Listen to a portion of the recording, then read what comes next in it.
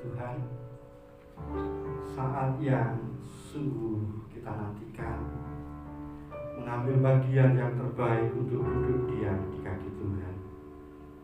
Saya percaya saat ini hati kita sungguh-sungguh rindu ditaburi oleh firman.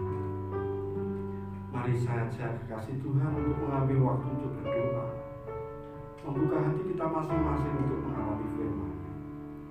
Tuhan, kami merindukan Engkau, kami merindukan petunjuk-Mu, kami merindukan suara-Mu. Dengan lembut kami percaya Tuhan berbicara. Suara-Mu meneguhkan kami, membangun kami, menggairahkan harapan kami. Dan kami percaya firman-Mu itu hidup, dan firman-Mu menjadi makanan bagi roh kami. Terima kasih Tuhan. Roh Kudus, sanggupkanlah kami menjadi alat-Mu. Kami siap diberkati oleh firman-Mu. Demi nama Yesus kami berdoa. Amin. Kekasih Tuhan, saya akan mengangkat di dalam momen-momen berharga kita secara khusus di dalam memperingati Hari Kemerdekaan RI yang ke-75. Saya mengajak saudara merenungkan tentang kemenangan yang Tuhan berikan buat kita. Saya mengangkat di dalam judul renungan hari ini, warisan seorang pemenang. Mari saya ajak saudara sekalian membuka Alkitab kita masing-masing yang saya ambil di dalam kitab Yosua pasal 24 ayat 14 hingga 15. Sekali lagi di dalam kitab Yosua pasal 24 ayat 14 hingga 15. Kalau saudara sekalian sudah menemukan, saya akan membacakan ayat ini. Oleh sebab itu, takutlah akan Tuhan dan beribadahlah kepadanya dengan tulus, ikhlas, dan setia. Jauhkanlah Allah yang kepadanya nenek moyangmu telah beribadah di seberang sungai Efrat dan di Mesir, dan beribadahlah kepada Tuhan. Tetapi jika kamu anggap tidak baik untuk beribadah kepada Tuhan, pilihlah pada hari ini kepada siapa kamu akan beribadah. Allah yang kepadanya nenek moyangmu beribadah di seberang sungai Efrat, atau Allah orang Amori yang negerinya kamu diami ini. Tetapi aku dan seisi rumahku, kami akan beribadah kepada Tuhan. Saudara sekalian, di dalam pidatonya yang terakhir pada tanggal 11 Januari 2017, Presiden Barack Obama menyampaikan pesan di dalam pidatonya ini. Pernyataannya berbunyi demikian: setiap hari saya belajar dari kalian. Setiap hari kalian telah membuat saya menjadi presiden yang lebih baik, juga menjadi pria yang lebih baik. Ini merupakan pernyataan pidato terakhir sebelum Obama meninggalkan Gedung Putih. Saudara-saudara sekalian, ayat yang kita baca merupakan bagian dari pidato terakhir Yosua di hadapan seluruh umat Israel. Setelah mereka kurang lebih sekitar 7 atau 10 tahun mereka menaklukkan tanah Kanaan, dan setelah itu membagi-bagi sesuai dengan suku-suku mereka. Lalu tiba saatnya Yosua mengumpulkan orang-orang Israel, dan di dalam pidatonya yang terakhir kali Yosua menyampaikan, mengajak seluruh umat Israel untuk mengasihi Allah. Yosua menekankan betapa pentingnya hidup mengasihi Allah, oleh karena Allah yang telah memberikan kemenangan, Tuhan yang telah melakukan campur tangan sehingga tanah perjanjian dapat ditaklukkan dan sekarang mereka boleh mendiami tempat itu. Saudara, Yosua menyadari bahwa kemenangan demi kemenangan itu merupakan campur tangan Tuhan yang luar biasa. Dan sebagai seorang pahlawan, Yosua berdiri sebagai seorang pemenang. Nah, saudara-saudara sekalian, dia mengucapkan di dalam pidatonya yang terakhir kali bagaimana dia membawa umat Israel dan keluarganya untuk mengasihi Tuhan. Nah, Bapak Ibu yang saya kasihi, seorang pemenang itu akan mewariskan harta yang berharga kepada generasi berikutnya.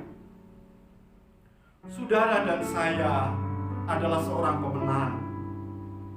Di dalam menghadapi situasi apapun, di dalam menjalani hidup ini, saudara adalah seorang pemenang. Kalau kita adalah seorang pemenang, maka seorang pemenang itu akan mewariskan harta berharganya bagi generasi berikutnya, bagi anak-anak kita, bagi keturunan kita, bagi masa depan generasi mendatang. Saudara, saya percaya malam hari ini, di mana kita boleh bersekutu dengan Tuhan, dan hari-hari yang kita jalani, kita boleh menikmati dengan Tuhan. Pagi hari kita boleh mengawali hidup dengan Tuhan. Itu semua oleh karena campur tangan Tuhan, dan kita adalah seorang pemenang.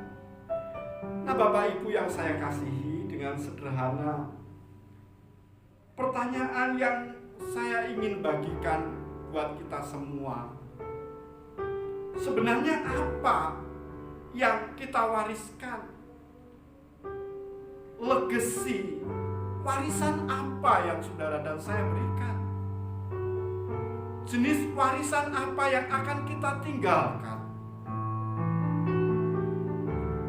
Ada hal-hal yang berharga yang bisa kita tinggalkan kepada generasi kita selanjutnya. Dan saya rasa harta yang berharga ini akan menjadi harta yang abadi, yang tidak akan habis sepanjang zaman. Yang pertama, saudara sekalian, harta yang berharga yaitu faith, iman.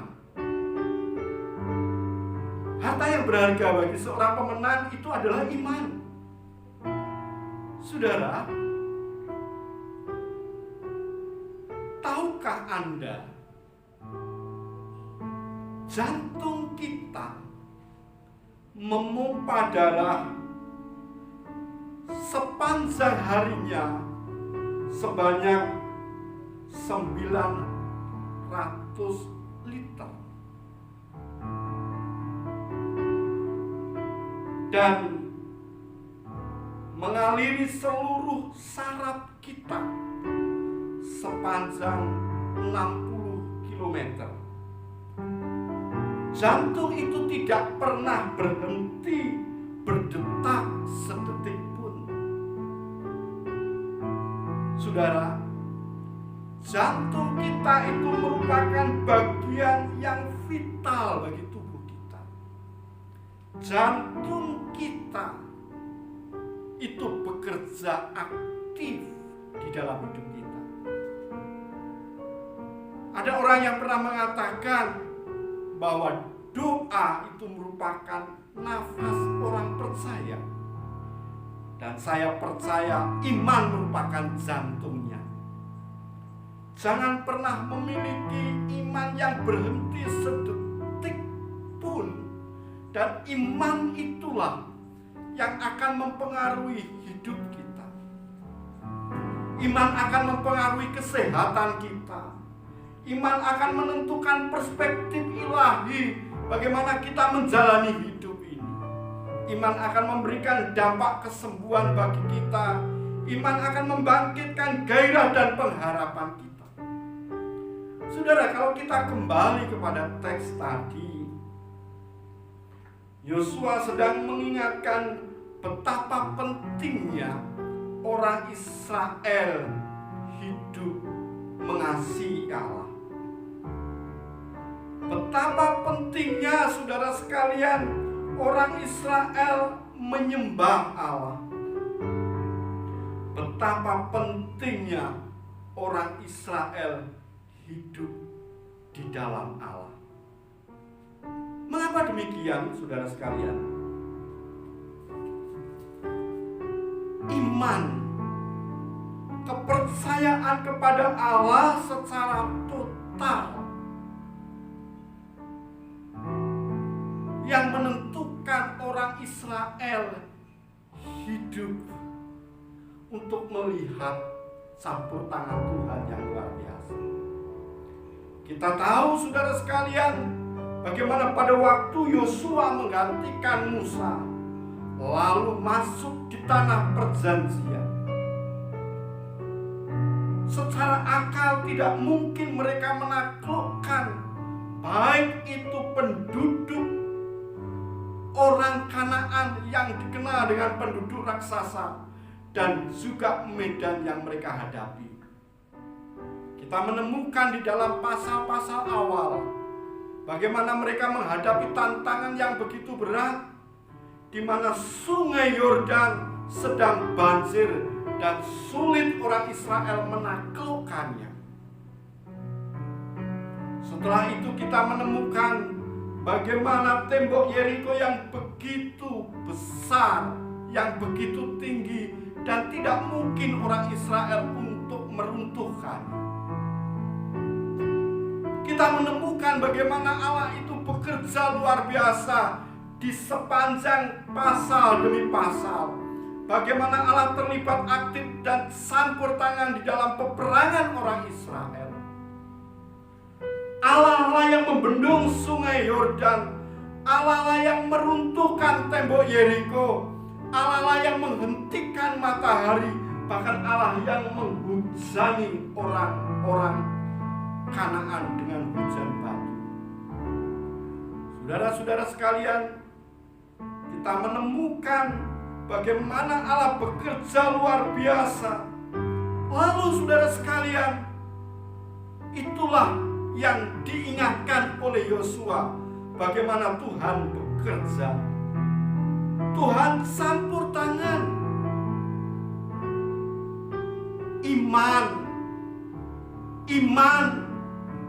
Iman itu adalah harta kita. Faith. Iman itu mempercayai bahwa Allah itu berkuasa. Allah itu berkarya di atas hidup kita. Allah itulah yang mengendalikan hidup kita, yang mengatur hidup kita. Kerja Allah melampaui alam pikiran kita, melampaui rasio dan logika kita.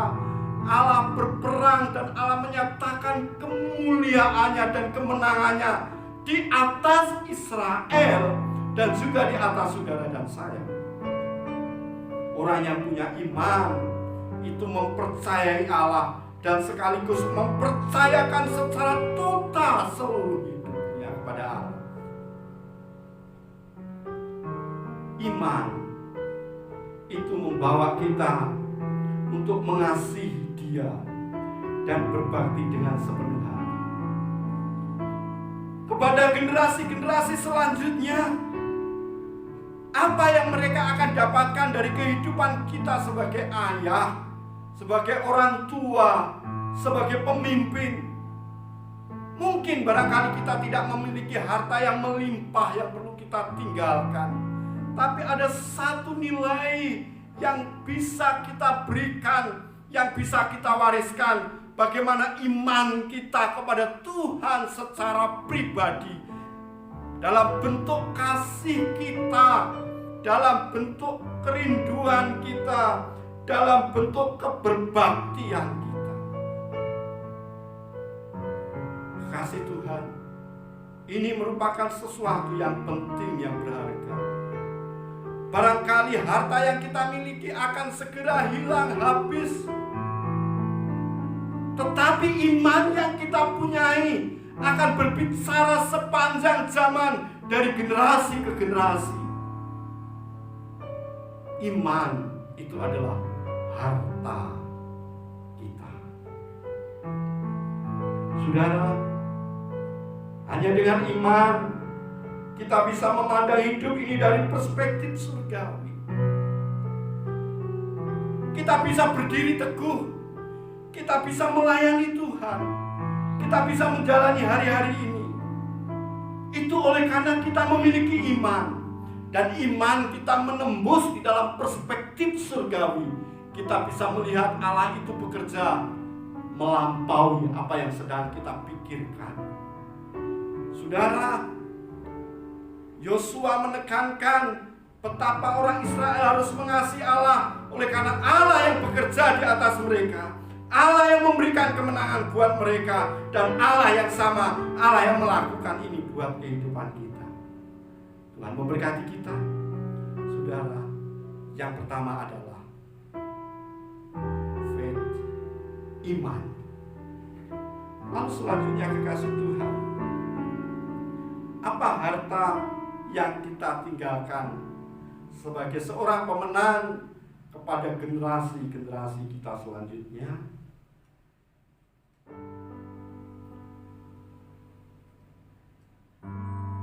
Yang kedua adalah family, keluarga. Saudara, keluarga kita akan memberi kita stabilitas, rasa damai, rasa aman ketika kita menghadapi gelora dan tantangan zaman. Di mana-mana kita menghadapi depresi yang berat. Pada waktu kita di perusahaan, kita menghadapi situasi yang menegangkan. Pada waktu kita bekerja, ada penuh dengan persaingan dan tantangan. Satu pertanyaan yang sederhana, tempat yang mana yang memberikan kita bisa berpijak dengan aman? Saya percaya tempat yang akan memberikan stabilitas bagi hidup kita adalah keluarga. Seorang presiden Amerika yang bernama Theodore Roosevelt satu kali ditanya, sebenarnya waktu-waktu berharga yang Anda miliki itu apa? Theodore Roosevelt menjawab, waktu-waktu yang baik yang saya miliki, waktu-waktu yang berharga yang saya miliki adalah berkumpul dengan keluarga. Saya mengajak saudara sekalian, apabila Bapak Ibu duduk satu sama lain, bergandenganlah dengan pasanganmu. Dan apabila engkau sedang berkumpul dengan anak-anakmu, mari kita mencoba membangun misbah keluarga di dalam kerukunan dan keintiman, di dalam hubungan yang semakin dalam dengan anggota keluarga kita. Saya berpikir amat salah besar apabila kita menghabiskan waktu-waktu kita di luar, menghabiskan waktu-waktu kita dengan orang-orang lain, menghabiskan waktu kita dengan kolega-kolega kita, menghabiskan waktu-waktu kita dengan teman-teman kita. Saudara, mari kita memberi waktu-waktu yang terbaik buat keluarga kita. Oleh karena keluarga kita itu adalah harta kita. Saudara, keluarga itu menjadi tempat nilai-nilai itu ditanamkan. Keluarga menjadi tempat di mana anak-anak panah itu dipertajam. Keluarga itu tempat di mana kebenaran kebenaran itu diimpartasikan. Seringkali kita meletakkan beban dan tanggung jawab itu kepada gereja. Tidak salah saudara sekalian, tetapi waktu-waktu yang terbanyak, waktu-waktu yang berharga itu sebenarnya ada di dalam keluarga kita. Kalau Bapak Ibu membaca ayat di dalam Yosua pasal 24 ayat yang ke-15, perhatikanlah baik-baik. Di situ dikatakan, tetapi aku dan seisi rumahku, kami akan beribadah kepada Tuhan. Yosua sadar sebagai seorang pemimpin Israel yang akan meninggalkan mereka. Mereka sudah menikmati tanah pusaka mereka. Mereka sudah mendiami tanah-tanah mereka. Yosua berpesan bagaimana membawa keluarga inti untuk mengenal. Berbahagialah apabila anak-anak kita memiliki nilai-nilai kerajaan Allah, sebab itu adalah warisan masa depan kita. Saudara, sekali lagi keluarga itu tempat nilai-nilai itu ditanamkan. Mungkin sekitar 20 tahun yang lalu, saya pernah tinggal di satu daerah di tengah-tengah dataran tanah orang Dayak. Satu kali saya melayani di satu daerah yang sangat terpencil. Bagi saudara-saudara saya yang ada di daerah Besik, Bermai dan sekitarnya, teman-teman saya yang ada di dataran Dayak, Tunjung dan Benua, ada satu desa yang namanya Besik, dan saya harus menuju ke satu tempat lagi yang cukup jauh. Pada waktu itu kami harus naik perahu kecil. Orang di sana menyebutnya perahu ketinting. Saya dengan istri dan kedua anak saya masih kecil-kecil. Saya bersama dengan murid saya merintis di satu daerah yang cukup jauh. Dan itu saya sampai setengah 12 malam. Saya menyusuri sungai kecil dengan ketinting itu dan dengan penerangan seadanya. Saudara, pada waktu itu perahu yang kami naiki, ketinting yang kami naiki itu karam, kandas. Pada waktu kami mencoba untuk menarik perahu itu, saya coba keluar dari perahu itu dan kami masuk di dalam air. Ternyata air itu dalamnya satu dada, saudara-saudara. Anak-anak kami masih kecil-kecil di atas perahu dan kami sampai di tempat itu setengah 12 malam. Kami mencoba menanamkan nilai-nilai pelayanan. Kami menanamkan bagaimana berjuang di dalam pelayanan. Hal yang terpenting yang kita tanamkan agar anak-anak kita cinta terhadap pelayanan, cinta terhadap Yesus, cinta terhadap pengabdian. Saya hanya menanamkan di dalam keluarga saya. Sekali lagi, keluarga itu menjadi tempat nilai-nilai itu ditanam. Saudara, jangan serahkan anak-anak saudara lebih banyak dengan pembantu. Jangan serahkan anak-anak saudara kepada Google. Waktu-waktu yang terbaik kita membangun generasi ini. Waktu-waktu yang terbaik kita menanamkan nilai-nilai ini adalah justru di dalam keluarga kita. Keluarga kita menjadi tempat di mana hubungan itu dibangun. Betapa berarti dan berharganya saat kita memiliki waktu-waktu yang intim, di mana kita memiliki waktu-waktu yang dekat di mana kita bisa bertumbuh secara mental, emosional, bahkan rohani. Sekali lagi, keluarga kita itu memberi kita stabilitas. Saudara sekalian, satu kali saya mempelajari dua tokoh ini. Seorang yang bernama Jonathan Edwards dan McJook.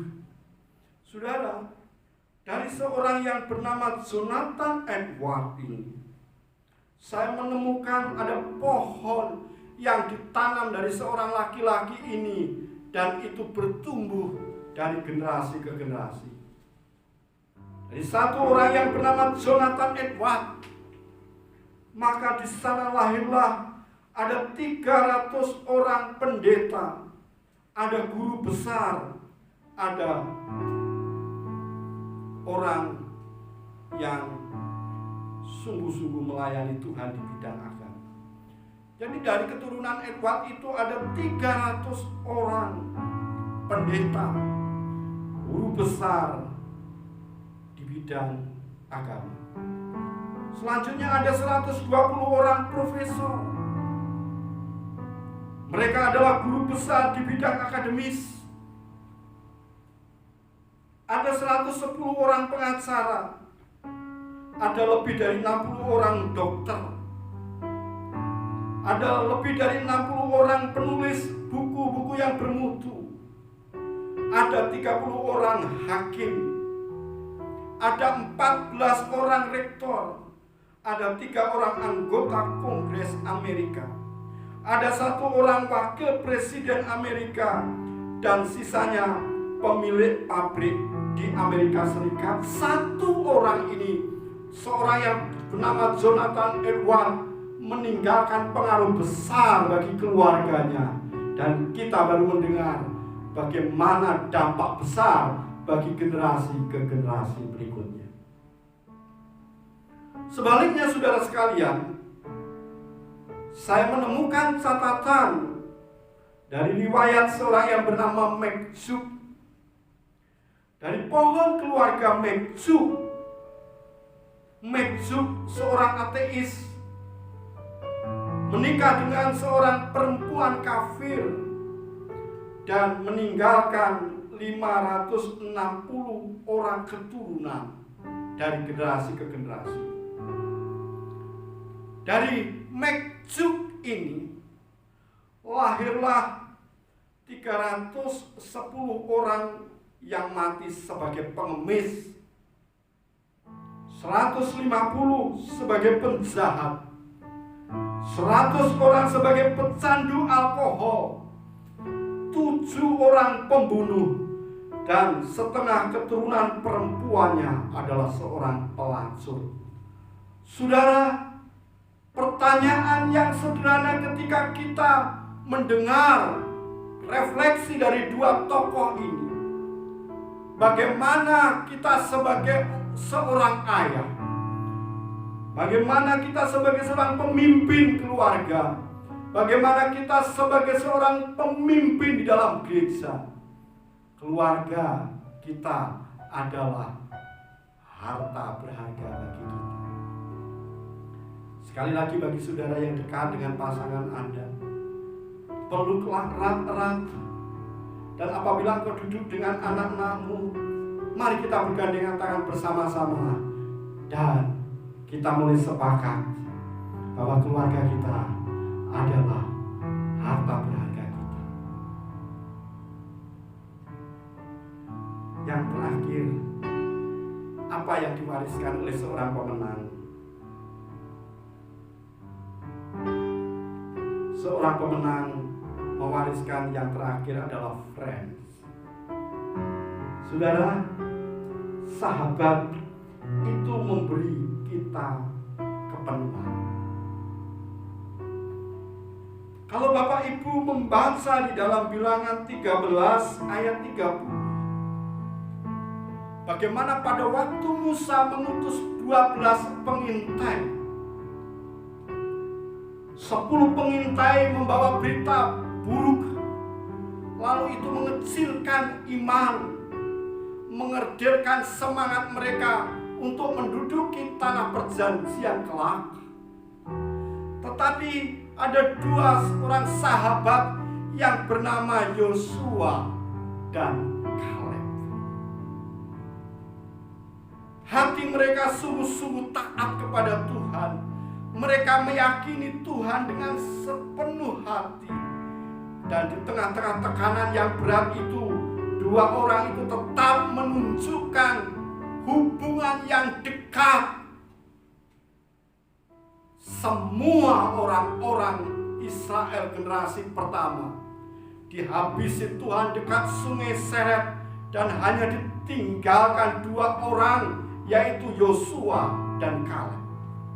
Saudara, kita menemukan kembali di dalam Yosua pasal 14 bagaimana waktu Kaleb meminta pegunungan Hebron untuk ditaklukkan. Dan di sanalah Kaleb mengatakan, apabila pada waktu Musa mengutusnya, dia berumur 40 tahun dan sekarang sudah 85 tahun. Saya menarik kesimpulan sederhana bahwa persahabatan Yosua dan Kaleb itu adalah persahabatan yang senasib, sepenanggungan, persahabatan yang akrab, persahabatan yang karib, persahabatan yang dalam, saudara.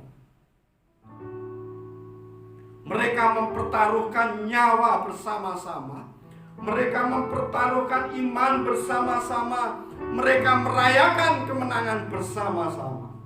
Saudara, sahabat itu membuat kita kuat. Sahabat itu membuat kita berwawasan luas.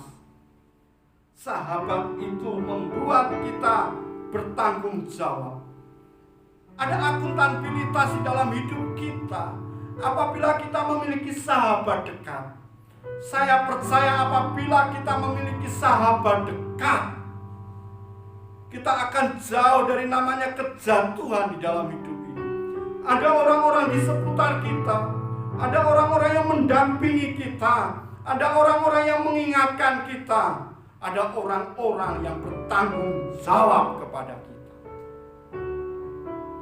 Saudara, di dalam hidup ini ada yang disebut dengan blind spot atau titik buta.